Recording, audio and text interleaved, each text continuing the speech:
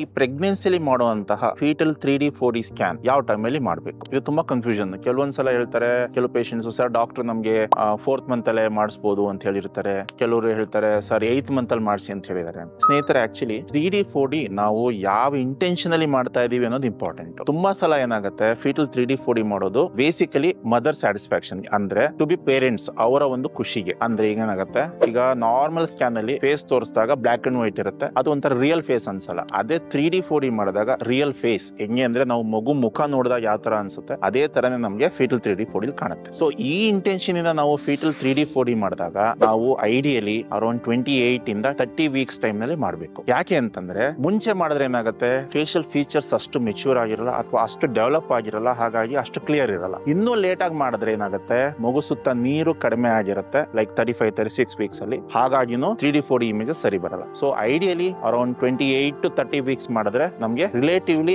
Good features ಇರುವಂತಹ 3D ಅಥವಾ 4D images ಸಿಗುತ್ತೆ. ಸೊ ಇದನ್ನ ಮನಸ್ಸಿನಲ್ಲಿ ಇಟ್ಕೊಳ್ಳಿ. ಅದೇ ತರ ನಿಮ್ಗೆ ಗೊತ್ತಿರುವಂತ ಪ್ರೆಗ್ನೆಂಟ್ಸ್ ಅಥವಾ ನಿಮ್ ಫ್ರೆಂಡ್ಸ್ ಅವ್ರಿಗೂ ಗೊತ್ತಿರಲಿ, ಮುಂದೆ ಅವ್ರ ಬ್ರದರ್ ಸಿಸ್ಟರ್ ಎಲ್ಲ ಮಕ್ಕಳು ಪ್ರೆಗ್ನೆಂಟ್ಸ್ ಆಗಿ ಸ್ಕ್ಯಾನಿಂಗ್ ಹೋಗುವಂತ ಚಾನ್ಸಸ್ ಇರುತ್ತೆ. ಸೊ ಶೇರ್ ಮಾಡಿದ್ರೆ ಡೆಫಿನೆಟ್ಲಿ ಯೂಸ್ಫುಲ್ ಅನ್ಸುತ್ತಲ್ವಾ? Thank you.